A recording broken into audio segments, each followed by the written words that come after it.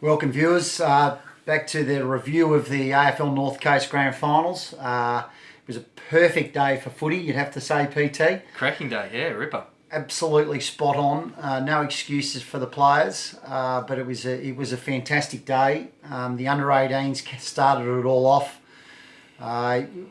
Most people went in thinking Grafton were going to get the job done after winning the second semi-final pretty easily against the Breakers, but gee, the Breakers put up a good show. Yeah, they did. Fantastic show. And look, I mean, I reckon our final series this year really, probably at best you would say, was a slow burn. There really probably hadn't been any close games in any of the 3 weeks leading up to Grand Final Day for really the crowd, to get enthused and excited and get engaged about. So what we were absolutely crying out for was a close game at some point in the day. And boy, oh boy, did the under-18s deliver. And like you say, yeah, I mean, Grafton, I think probably feeling the effects a little bit of the week off. And probably started a little bit slowly. Breakers absolutely took it up to them, and both teams absolutely delivered on an absolute ripper of a grand final, which went down to the wire. Yeah, absolutely. For those of you that weren't there, didn't see it, or hadn't heard, Hamish Ellum from the Grafton Tigers, who played under 16 state footy this year. He's kicked 2 goals in the last, three and a half minutes. Yeah. Second one with 1:17 on the clock. To grab the game. By 2 points. Absolutely. So it was amazing. And you could see all the arm actions going, behind the ball, everyone get back, once they kicked that goal. It was well coached, the team. Bags, I don't think need to say anything. I think they all just knew what to do and certainly went back and looked after it. So it was a good performance by the Tigers, but certainly the Breakers, it was really commendable of them because they were obviously looking like they were going to win with 3 minutes to go.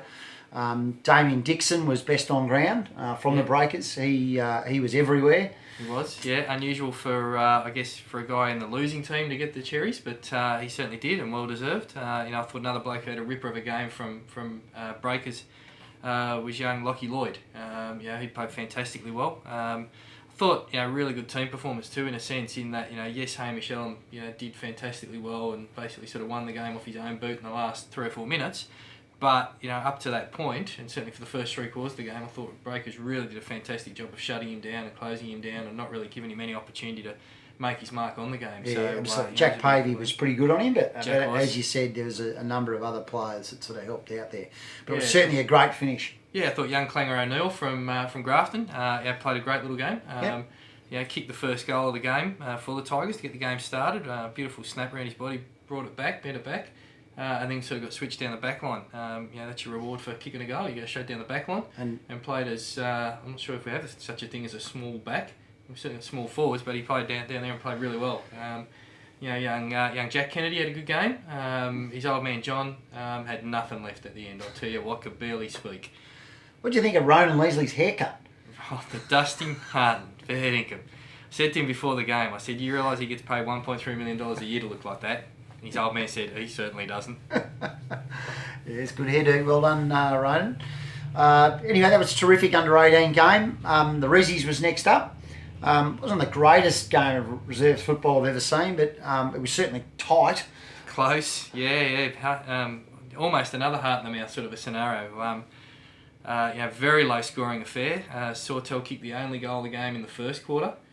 Breakers the only goal of the game in the second quarter. They both got one in the third. So basically to 3/4 time, we'd had 4 goals kicked, 2 apiece. So it was certainly a very close, very dour affair.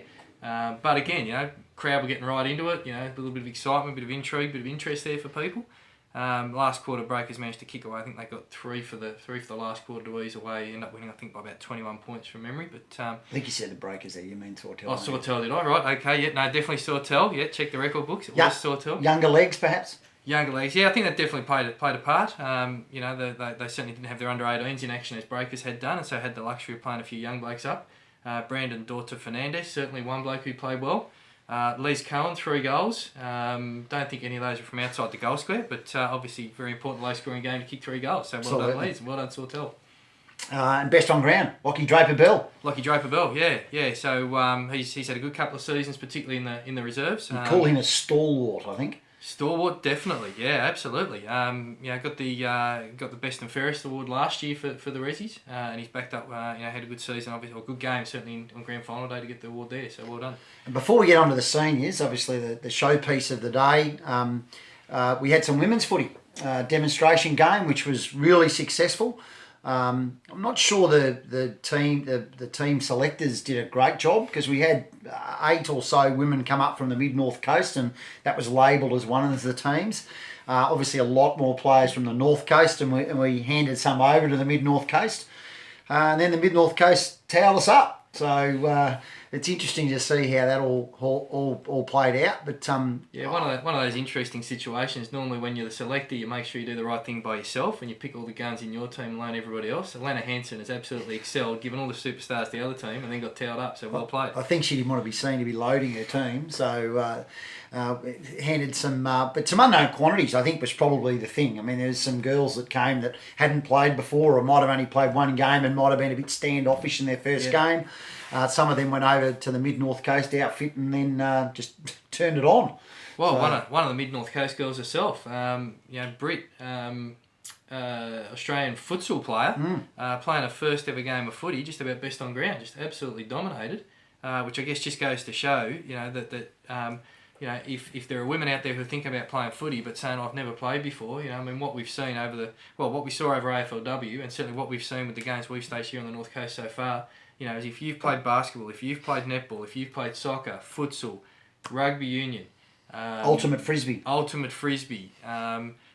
of these sorts of things, there are skills in those sports that are virtually instantly transferable, and so you come across and you make a red hot go of it right from the outset. And I think because nearly everyone's in the same place, if you like, from their inexperience. Yep. It doesn't matter what you're coming from, exactly from what sport you're coming from. If you're prepared to have a go, you're prepared to come and have a bit of a laugh and a bit of fun, and really get amongst it, you can transfer those skills over. Yeah, and look, I think probably the most pleasing thing about the game, that's the 5th one now we've staged in the region. All of the other, as part of our what we've done, one of them's been outside, but all of the other ones has been us getting together one team to play somebody else. This time was the first time we've said, righto, we think we've got enough interest here. Let's see if we can get 2 teams on the park from just North Coast women, and got 30 women show up and have a red hot crack. So, the numbers are incredible. Considering that we only played our first game in June. And so in the space of just a couple of months, we've managed to get 30 women there at relatively short notice. And we've got another one coming up on the 23rd of September. No doubt we'll have even more women again there. The prospect of getting a competition up running next year is really exciting, really positive, I reckon. Yeah, absolutely. So the Inverell women are coming over on the 23rd of September for their end of season trip, and they're keen for some footy. So if there's any women out there that are keen to give it a go, maybe saw it at the stadium on grand final day and thought, I can do that. Yeah. Please contact us, and we'll put you in contact with someone that's organising training for the next couple of weeks and get you to have a kick on that day. Senior grand final, mate. Senior grand final, that's what it's all about. Absolutely, it was always going to be a pretty good game. I think the both teams had been strong for a number of years. Sawtell maybe held a bit of a mental edge going into the grand final, having won the second semi. But everybody that saw the second semi said that the Breakers needed that run. They looked like they were short of a gallop. They looked like they fumbled a little bit. So playing in prelim final and playing well probably held them in really good stead going into the grand final, I think. Oh, absolutely, yeah. Like you say, they've been without a run for a couple of weeks leading into the semi, and they looked a little bit that way. And certainly last week, the prelim final, I should say, rather, the improvement into that match was, probably twice the performance as what it had been in the semi. So, I guess it was really almost flip a coin sort of stuff going into the game. And I guess, what was great too was, we'd had the 2 fantastically close grand finals leading into that. We had the great demonstration from the women. And so you already had the crowd with a fair bit of anticipation. A lot riding on that particular game as well. And big crowd, 1,400 plus people in. Second biggest crowd we've had since we kept records. So it was really all set for a great game, and that's really what those 2 teams delivered. I think the start was really important, and the Breakers did get a good start, and that was obviously great for their confidence. And Sawtell didn't go away; they hung in there, and I think, it might have been 14 points or something like that at some stage, either late in the third or early in the last. But they sort of hung around, but the Breakers just every when they got within a couple of goals, the Breakers just kicked away again. So they managed to hold well. And I think it was, I mean, there was obviously some good older players from the Breakers. Fraser Duray was his normal fantastic self. Yeah. But I think it was the kids from the Breakers that really took them a long way. And we're talking kids that have played junior footy at the Coffs Swans and North Coffs Kangaroos. Yeah. Tyrone Jones, Luke Simons, Itchy Sincock from the Swans. You've also got Brett Vella, Clancy Dixon from North Coffs, and then couple that with Ben Gibbo. And then obviously best on ground, Harry Parker. Yeah. So there's a long list of kids there, and really any one of those kids probably deserve to be in the best players for the Breakers. Obviously they couldn't all be in there, but it was really underpinned their performance, I thought. Yeah, I think so. And like you say, I think all of those blokes are 20 or younger. You throw Royce Close into the mix as well. Who's another 19, 20-year-old. Who kicked, I think it was 3 goals. But one miracle goal from Wayne Harms, from row C, in the pocket. Another one where he sort of broke a tackle, at least one bounce, if not a couple, and then slotted it. So kicked 3 really big goals. Really got the momentum going in their favour. It's a real bunch of guys there under 20 that if they can keep them in town, if university, if jobs, if all those sorts of things don't take their toll, there's a real potential for a bit of a dynasty there for the Breakers. So dynasty. I guess that wait and see what happens in that particular area. Luke Valdez, I guess, was the other one as well. Luke, I think, kicked 3 goals, 3 or 4. And again, he's, I think, 24 from memory.